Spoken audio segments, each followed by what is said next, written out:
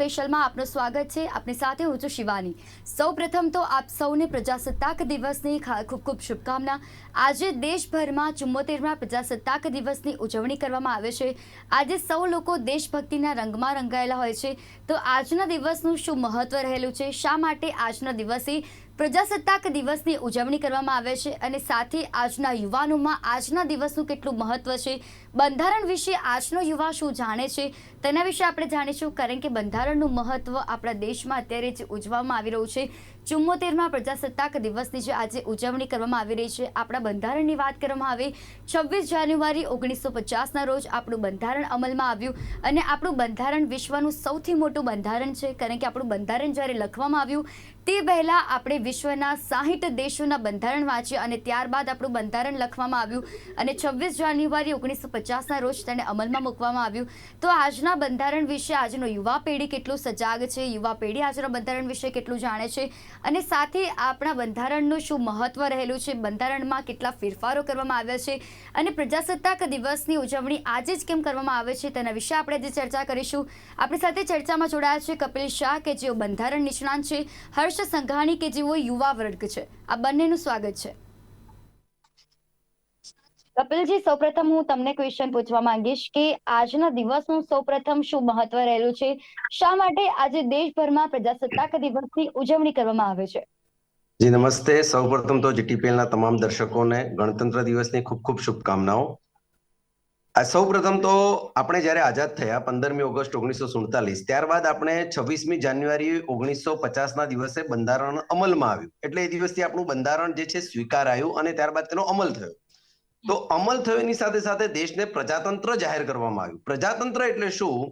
તો પ્રજાતંત્ર એટલે દેશનો જે સર્વોચ્ચ વડો છે, દેશનો જે વડો છે, આપણા દેશમાં બે વડા છે, એક દેશના વડા છે અને એક સરકારના વડા છે। તો પ્રધાનમંત્રી છે એ સરકારના વડા છે, પરંતુ દેશના જે વડા છે રાષ્ટ્રપતિ છે અને રાષ્ટ્રપતિ નિર્વાચિત હશે એટલે કે વંશાનુક્રમ દ્વારા નહીં આવે અને ચૂંટણી દ્વારા એમનું ચૂંટણી દ્વારા ચયન થશે, ચૂંટણી દ્વારા એમની સિલેક્શન થશે, એ જે પદ્ધતિ છે એને આપણે પ્રજાતંત્ર કહીએ છીએ। અને ભારતના પ્રથમ રાષ્ટ્રપતિ ડોક્ટર રાજેન્દ્ર પ્રસાદની ચૂંટણી 26મી જાન્યુઆરી 1950ના રોજ થઈ હતી અને તેથી આપણો દેશ પ્રજાતંત્ર છે, રિપબ્લિક છે। તો સૌથી મહત્વની વાત એ છે કે બંધારણ અમલમાં આવ્યું, એ તો મહત્વની વાત છે જ, એની સાથે સાથે દેશના પ્રથમ રાષ્ટ્રપતિ જે છે એ પણ ડોક્ટર રાજેન્દ્ર પ્રસાદની જે નિયુક્તિ છે 26મી જાન્યુઆરી 1950ના રોજ થઈ, એમાં એનું મહત્વ રહેલું છે અને તેથી આપણો દેશ જે છે એ પ્રજાસત્તાક છે। બિલકુલ। હર્ષ, તમારી પાસેથી જાણવા માંગીશ કે આજના દિવસનું યુવા વર્ગમાં કેટલું મહત્વ રહેલું છે, આજનો દિવસ યુવા વર્ગ કઈ રીતે ઉજવણી કરે છે? તો પહેલા તો હું સૌને રિપબ્લિક ડે ની ખૂબ ખૂબ વધાઈ આપવા માંગીશ અને હું તમને એ કહેવા માંગીશ કે જે પ્રમાણે કપિલ સરે કીધું કે આ એક એવો દિવસ હતો જે દિવસે વી ગોટ આર કોન્સ્ટિટ્યુશન। સો જ્યારે અત્યારે યુવાનો કહે છે ફ્રીડમ ઓફ સ્પીચ ને જે ફ્રીડમ ઓફ એક્સપ્રેસિંગ ધેમસેલ્ફ, આ બધું ત્યારથી છે અને જે અત્યારે માંગણી કરે છે અને જે લોકો અત્યારે યુવાનોમાં જે શું કહેવાય આજના દિવસની અહેમત છે એ વધી રહી છે, ઇમ્પોર્ટન્સ વધી રહ્યું છે, બીકોઝ પીપલ જે અમારી એજ કેટેગરીના હોય છે એ લોકો બોલી રહ્યા છે આ બધું ફ્રીડમ ઓફ સ્પીચ જોઈએ, ફ્રીડમ ઓફ એક્સપ્રેશન જોઈએ, વિચ ઇઝ ઓલરેડી ધેર, જે આપણી પાસે ઓલરેડી છે। તો મને એવું લાગે છે કે કપિલ સર જેવા લોકોને આ જે સ્ટોરી છે, મને નથી ખબર પર્સનલી બી કે Rajendra Prasad was elected today, આજે ઇલેક્ટ થયા હતા। તો આવી રીતે તમે માધ્યમથી જીટીપીએલ કે ન્યૂઝના માધ્યમથી અમને એ લોકોને જાણ થાય એના પછી અમે લોકો વધારે આ ફોકસ કરી રહ્યા છીએ, મને એવું લાગે છે। બિલકુલ। કપિલજી, તમારી પાસેથી જાણવા માંગીશ કે આજના દિવસે 74મો પ્રજાસત્તાક દિવસથી આપણો દેશ કરી રહ્યો છે, તો સાથે જો વાત કરવામાં આવે તો 26 જાન્યુઆરી 1950ના રોજ જ્યારે આપણું બંધારણ અમલમાં આવ્યું ત્યારે આ દેશમાં કેવી રીતે તેનું ઉજવણી કરવામાં આવી, સાથે આજનો દિવસ જે પ્રજાસત્તાક દિવસ તરીકે ઉજવવામાં આવે છે, શું લાગે છે લોકોમાં આજના જે આપણું જે બંધારણ છે, બંધારણ વિશે સજાગ છે કે કેમ? યસ, ચોક્કસ હું આપને જણાવીશ। ભારત દેશની અંદર બંધારણ માટે સજાગ થવા માટે એક ખૂબ મોટી મુવમેન્ટની જરૂર છે, કારણ કે આપણા દેશની અંદર મેં કેટલી વાર ઘણી બધી ન્યૂઝ ચેનલ પર કહ્યું છે કે મિનિમમ ધોરણ 5 થી માંડી અને બંધારણનો અભ્યાસ કમ્પલસરી કરવાની આવશ્યકતા છે। બીકોઝ જે ભાઈએ કીધું કે ફ્રીડમ ઓફ સ્પીચ છે, ફ્રીડમ ઓફ એક્સપ્રેશન છે, freedom of life and personal liberty છે, આ બધા અધિકારો તમને ક્યારે ખબર પડશે? જ્યારે તમે બંધારણનો અભ્યાસ કરશો. બંધારણના આર્ટિકલ 19 માં કીધું છે, 91, 92, 93, ફ્રીડમ ઓફ એક્સપ્રેશન, વાણી સ્વતંત્રતા છે, જેની અંદર મીડિયાની સ્વતંત્રતા. અત્યારે જે તમે હું વાત કરી રહ્યા છીએ, we can criticize our system, we can criticize our government, that is due to the article 19(1), because we have the freedom of free speech and expression. If it is not there, then we cannot criticize anybody. તો મારે એ કહેવાનું થાય છે કે આપણા દેશની અંદર લોકોમાં સજાગતા કરવાની આવશ્યકતા છે. સજાગતાની સાથે સાથે બંધારણ માટે મેં ઓપન કીધું છે કે બંધારણ કથા, જેમ રામકથા થાય છે, બરાબર છે, આપણા દેશની અંદર, એમ રામકથાની જેમ હવે ગામડે ગામડે બંધારણ કથા થવી જોઈએ. અને બંધારણ કથાની અંદર જે કંઈ કન્ટેન્ટ છે, ડીપીએસપી શું છે, લોકોની ફરજ શું છે, મેં હમણાં જ એક મારા વિડીયોના માધ્યમથી કીધું કે આપણે બંધારણમાં માત્ર હકોની વાત ન કરીએ. પાર્ટ 4 છે, પાર્ટ 4A એડ થયો છે સ્વર્ણસિંહ કમિટીના સૂચનાના આધાર પર, અને એમાં કીધું છે કે everybody should have a scientific temperament, દરેક નાગરિકનો વૈજ્ઞાનિક અભિગમ હોવો જોઈએ. તો બંધારણમાં કેમ કીધું છે વૈજ્ઞાનિક અભિગમ હોવો જોઈએ? તો જો તમારો વૈજ્ઞાનિક અભિગમ હોય તો તમે દેશની અંદર સારામાં સારું કામ કરી શકો. દાખલા તરીકે એક એક્ઝામ્પલ આપું છું. ભ્રૂણ હત્યા થાય છે આપણા દેશમાં, જે દીકરી હોય છે એને મારી નાખવામાં આવે છે ગર્ભમાં. જો તમારું સાયન્ટિફિક ટેમ્પરામેન્ટ હોય તો આ ઘટના ક્યારેય ન બને, કારણ કે બાળક દીકરી જન્મશે કે દીકરો, એના પર કોઈનો કંટ્રોલ નથી. અને જો કોઈ કંટ્રોલ અથવા તો એના માટે કોઈ જવાબદાર છે તે પુરુષ છે, બરાબર છે, તો એ પણ આપણે સમજી શકીએ કે સાયન્ટિફિક ટેમ્પરામેન્ટ હોય તો વાંધો આવી શકે નહીં. બિલકુલ. હર્ષ, આપણે જે આજના યુવાનો છે, આજના યુવાનો ફ્રીડમ ઓફ સ્પીચના નામે ઘણા બધા આંદોલનો કરતા હોય છે કે તમને જોવા મળતું હશે કે ઘણા બધા એવા જે યુવાનો છે, તો શું લાગે છે આ યુવાનોમાં બંધારણને લઈને જાગૃતતા નહીં હોય કે આજના જે યુવાનો છે તે બંધારણ વિશે કોઈ વાત જાણતા નથી? હાજી, યુવાનો માટે અચ્છા, એમને પ્રશ્ન છે. ઓકે, હું કપિલ સરને જે કીધું કે આ કથા હોવી જોઈએ તેનો ટોટલી સપોર્ટ કરું છું. અને હું આમાં એક વસ્તુ એડ ઓન કરવા માંગીશ કે કથા તો કરો જ, પણ 5th ગ્રેડ થી તમે જે રીતે કીધું, અમે સોશિયલ સાયન્સ ભણતા જ છીએ, અમે બધા સોશિયલ સાયન્સ ભણ્યા છે, અમને અકબર ને એની કહાની શીખવાડો છો, એની જગ્યાએ જો તમે ડેમોક્રેટિક પોલિટિક્સ બી સબ્જેક્ટ છે જ, ત્યાં તમે અમને કોન્સ્ટિટ્યુશન જો અમને ભણાવ્યું હોત તો આ બાબત આવત જ નહીં. અને આ સબ્જેક્ટ એક એડ કરવાની મને એવું લાગે છે કે બહુ જરૂરિયાત છે અત્યારે. બીકોઝ બધા લોકોને બોલવું છે કે freedom of speech, freedom of expression, પછી જે બી રેલીઓ કાઢવી છે, બધું કરવું તો છે, પણ તે લોકોને ભણવું નથી, તે લોકોને પ્રોપર ફેક્ટ્સ અને એ જાણીને નથી કરવું, જસ્ટ કરવું છે બસ એમ. એટલે હું 100% કહીશ કે આપણે સ્કૂલમાંથી જ ચાલુ કરીએ, જો કે 5મા ધોરણ કે 6ઠ્ઠા ધોરણથી જ્યારથી એક બાળકને સમજણ આવે છે ત્યારથી આપણે એને જો કોન્સ્ટિટ્યુશન ભણાવવાનું ચાલુ કરશું તો મને એવું લાગે છે કે આવતી પેઢી છે એ વધારે સમજુ, અને જે પ્રમાણે કીધું સાયન્ટિફિક ટેમ્પરામેન્ટ ને આ બધી વસ્તુ ત્યારથી નાનપણથી જ શીખી જશે. સો મને એવું લાગે છે કે યુવાનોને અત્યારે કોન્સ્ટિટ્યુશન એક એવી વસ્તુ છે કે જે તેમની પાસે એનું જ્ઞાન હોવું જોઈએ. બિલકુલ. કપિલજી, તમે આના વિશે શું કહેવા માંગશો કે આજના જે યુવાનો છે તે ફ્રીડમ ઓફ સ્પીચના નામે ઘણી એવી રેલીઓ કાઢતા હોય છે, શું લાગે છે આજના યુવાનોએ બંધારણ વિશે કેટલું સજાગ રહેવાની જરૂર છે? કારણ કે જો બંધારણ વિશે તેઓ જાણતા હોત તો જે અત્યારે ફ્રીડમ ઓફ સ્પીચના નામે જે તે રેલીઓ કરી રહ્યા છે તે કદાચ ઓછી જોવા મળી હોત. કારણ કે શું લાગી રહ્યું છે તમને પણ કે આજના જે યુવાનો છે તેમનામાં બંધારણ વિશે જે જાગૃતતા છે, બંધારણનું મહત્વ છે, તેની ઉણપ સર્જાતી હોય? જી નહીં, freedom of speech should be there. દરેક વ્યક્તિએ પોતાનો મત રાખવાનો, પોતાના વિચારો કરવાનો, વિચારો વ્યક્ત કરવાનો અધિકાર છે ને, અધિકારથી વી કેન નોટ ડિનાય. એના માટે રેલી કરે કે ન કરે, article 19 has given you, but there is a condition. તમારી વાણી સ્વતંત્રતા બીજાના વાણી સ્વતંત્રતાના મૌલિક અધિકારનો ભંગ ના કરવી જોઈએ. એટલે તમે કોઈ ગાળો ના બોલી શકો. તમે કોઈ ધર્મને, આપણા દેશમાં બિનસાંપ્રદાયિકતા છે, તો તમે કોઈ પણ ધર્મનું તમે જતન કરો, તમે કોઈ પણ ધર્મ માનો, પણ તમે બીજા ધર્મને ગાળો નહીં બોલો. આ પ્રોબ્લેમ છે. આદરણીય નરેન્દ્રભાઈએ આપણા વડાપ્રધાને આપકી અદાલતમાં ઇન્ટરવ્યુમાં સરસ વાત કરી હતી. રજત શર્મા સાહેબ એમને પ્રશ્ન પૂછે છે કે આપકો કોઈ જબ ટોપી પહેનાતા હૈ તો આપ નહીં પહેનતે हैं, तो એમણે કીધું कि मैं मेरे धर्म का सम्मान करता हूं, इसलिए मैं दूसरे धर्म को नहीं अपनाऊंगा, लेकिन मैं किसी की टोपी उछालूंगा नहीं. That is the correct form of secularism. કે આપણે કોઈની ટોપી પહેરવી કે નહીં પહેરવી એ પ્રશ્ન નથી, પણ આપણે કોઈની ટોપી ઉછાળવાની નથી. એટલે કહેવાનો ભાવાર્થ છે કે તમે તમારા મૌલિક અધિકારનો ઉપયોગ કરો, પણ ભારત તેરે ટુકડે હોંગે ઇન્શાઅલ્લાહ, ઇન્શાઅલ્લાહ જો દેશદ્રોહની વાત કરે તો એ ફ્રીડમ ઓફ સ્પીચના નામ પર ચલાવી જ શકાય નહીં. એ દેશદ્રોહ છે. ભારત તેરે ટુકડે હોંગે ઇન્શાઅલ્લાહ, ઇન્શાઅલ્લાહ એ ભારતીય બંધારણમાં એની જોગવાઈ નથી કે ભારત દેશના વિરુદ્ધમાં તમે બોલો. એના માટે રેલીઓ કાઢો કે રેલા કાઢો, કશું ના થાય. કારણ કે ભારત દેશ જે છે એ અખંડ છે, એ ભારતીય બંધારણના પ્રિએમ્બલમાં લખ્યું છે integrity and the unity of the nation. તો ઇન્ટેગ્રિટી અને યુનિટી સાચવવાની જવાબદારી દરેક નાગરિકની છે. અને જો એના માટે એવું કહે કે ભારત તેરે ટુકડે હોંગે, તો પછી એના સાથે કાનૂન જે છે એ સખ્તાઈથી લડશે અને એવા વ્યક્તિઓને ફ્રીડમ ઓફ સ્પીચનો અધિકાર નથી. એટલે તમારે જો ફ્રીડમ ઓફ સ્પીચનો ઉપયોગ કરવો હોય તો તમારે સૌપ્રથમ પોતાના અંતરમાં ઝાંખવું પડશે. તમારે તમારા દેશ માટે વફાદારી રાખવી પડશે. જો તમે ભારત તેરે ટુકડે હોંગે એમ કહેશો તો આર્ટિકલ 19(1) એનું પ્રોટેક્શન નથી આપતું અને એના માટે આર્ટિકલ 32 હેઠળ પણ પ્રોવિઝન છે. અને આવા લોકોને સુપ્રીમ કોર્ટ અને હાઈકોર્ટે ભયંકર ફટકાર લગાવી છે. અને આ દેશનો કાયદો છે અને ભારતનું બંધારણ છે, સર્વોપરી છે. અને 26મી જાન્યુઆરીનો મારો આ જ મેસેજ છે કે ભારત દેશની અંદર ફ્રીડમ ઓફ સ્પીચ છે, પણ તમે કોકનું ઘર બાળી અને તમારા ઘરે અજવાળું કરવા જશો તો એ શક્ય નહીં થાય. બિલકુલ. હર્ષ, આજનો જે એક જાગૃત યુવા તરીકે તમને શું લાગે છે આજના જે યુવાનો છે તે બંધારણ વિશે કેટલા જાણકાર છે, બંધારણ વિશે તે કેટલું જાણશે? એકચ્યુઅલી બંધારણ વિશે એટલે નથી જાણતા. ધ રીઝન બિહાઇન્ડ ધેટ, કારણ કે મેં તમને કીધું કે ધોરણ 5 થી અભ્યાસ સિવિક્સ, જેમ કીધું ભાઈએ કે સિવિક્સ ની અંદર ખાલી ભારતીય સંસદની વાત છે. બહુ તો ડેમોક્રેટિક પોલિટિક્સ ની અંદર એટલી જ વાત છે કે ચૂંટણી કઈ રીતે થાય છે.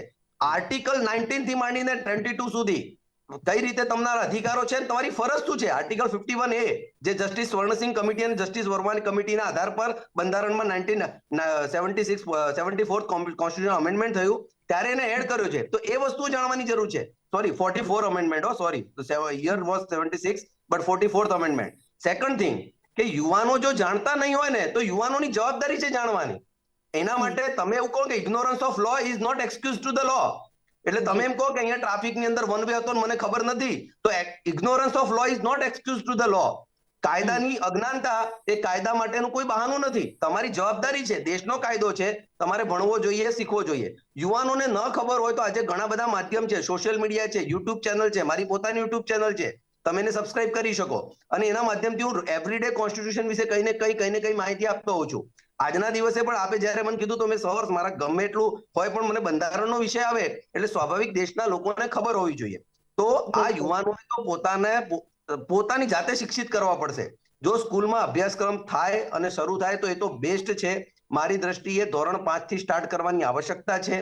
જો ધોરણ 5 થી બંધારણનો અભ્યાસ થાય તો પાર્ટ 1 ધોરણ 5 ની અંદર આપણે અમુક ભણાવીએ, ધોરણ 6 ની અંદર ફંડામેન્ટલ ડ્યુટીઝ ભણાવીએ, ધોરણ 7 ની અંદર ફંડામેન્ટલ રાઇટ્સ ભણાવીએ, પછી ભારતની સંઘીય પદ્ધતિ ભણાવીએ, પછી રાજ્ય સરકાર ભણાવીએ, પછી હાઈકોર્ટ, સુપ્રીમ કોર્ટ, એમ 10મા ધોરણ સુધી બંધારણ પૂરું થઈ જાય.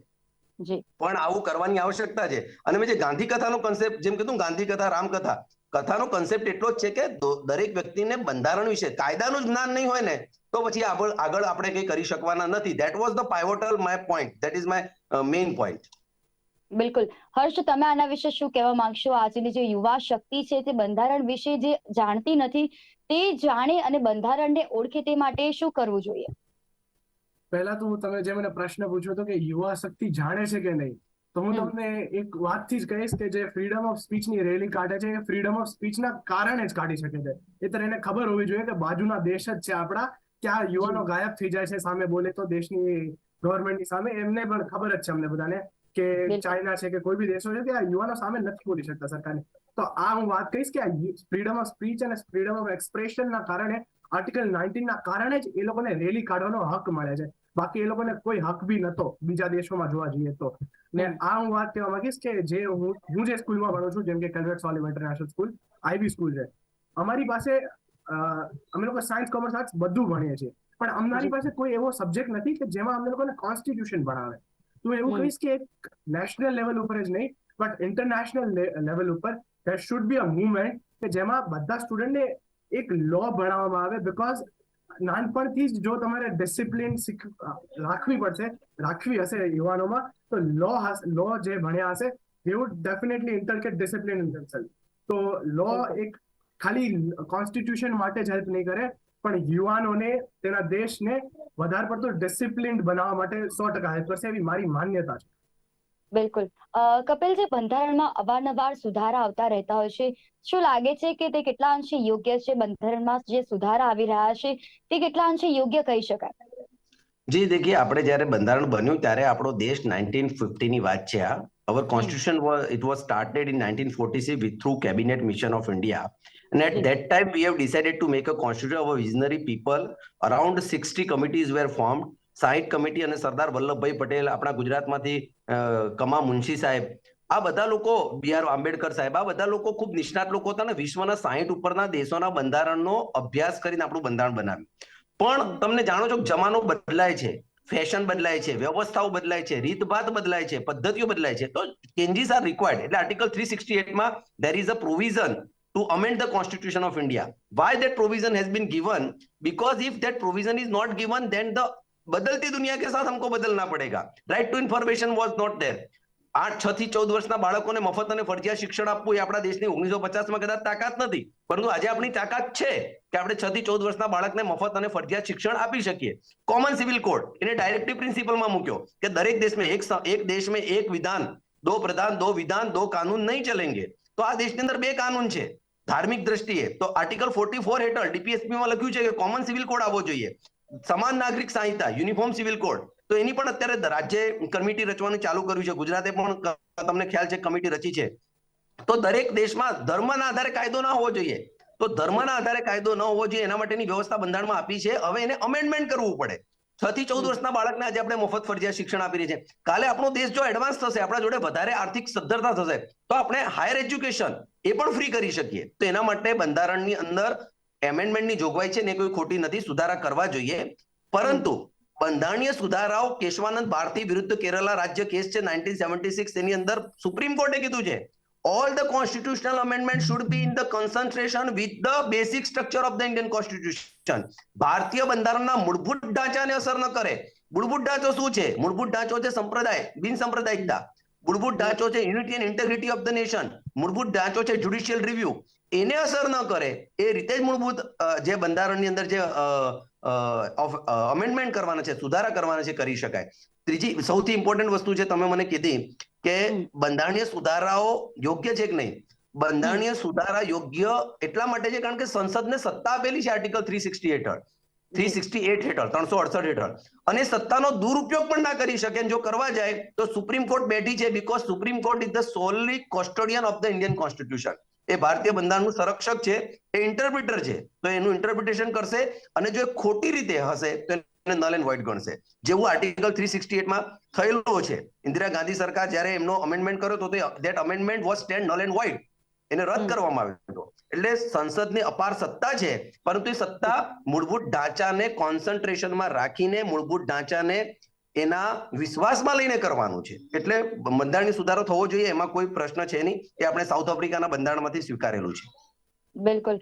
હર્ષ, હું તમને પૂછવા માંગીશ કે આજનો જાગૃત યુવા તરીકે તમે આજના યુવાનોને શું સંદેશો આપવા માંગશો કે આપણા બંધારણ વિશે તે વધારે જાગૃત થાય, બંધારણ વિશે તેમનું મહત્વ સમજે, તેના માટે આજના યુવા પેઢીને તમે શું સંદેશો આપવા માંગશો? કે અત્યારની યુવા પેઢી સૌથી વધારે તેમનો ટાઈમ ઇન્વેસ્ટ કરે છે તે સોશિયલ મીડિયા ઉપર કરે છે. તો મને લાગે છે કે આપણે કોઈક XYZ સુપરસ્ટારની જગ્યાએ આપણે કપિલ સર જેવા લોકોને ફોલો કરવા જોઈએ, જેનાથી આપણે જ્ઞાન મળે.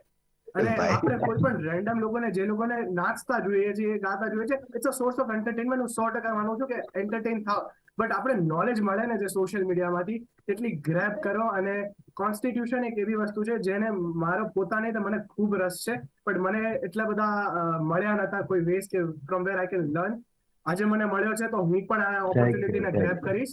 અને હું બધાને રિક્વેસ્ટ કરીશ કે let's not just deviate our mind to different things and different cultures. અને આપણે ખાલી કલ્ચર વિશે જ આપણે બોલીએ, પણ આપણે એઝ અ નેશન આપણા કોન્સ્ટિટ્યુશનને રિસ્પેક્ટ કરીને આપણે તેને શીખીએ, તેને જાણીએ અને તેને ઇમ્પ્લિમેન્ટ કરીએ. તે મારી એક રિક્વેસ્ટ રહેશે. બિલકુલ. આજના જાગૃત યુવા તરીકે હર્ષ, તમે બંધારણને કેટલું જાણો છો? બંધારણ વિશે તમને કેટલું જ્ઞાન છે? હું ઓનેસ્ટલી એ જવાબ આપીશ. મને બંધારણ વિશે એટલું જ જ્ઞાન છે જેટલું મેં થોડા દિવસોમાં વાંચ્યું, જેટલા મેં 8th થી 10th સુધી જેટલું અમને ડેમોક્રેટિક પોલિટિક્સ હોય કે સિવિક્સ હોય એમાં અમને ભણાવવાનું એટલું જ જ્ઞાન છે. ના તો મેં પ્રોપર કોન્સ્ટિટ્યુશનના હાથમાં લઈને વાંચી છે, ના તો મેં કોઈ બીજી બુક્સ વાંચી છે. મારી પાસે એમેઝોનના કાર્ટમાં પડી છે વર્ષથી, પણ મેં કોઈ દિવસ વાંચી નથી. તો હું એવું કહીશ કે આ એક મારે એકલાનો નહીં, પણ મારા મિત્રો છે તો પણ તેમને પણ એટલું જ્ઞાન નથી.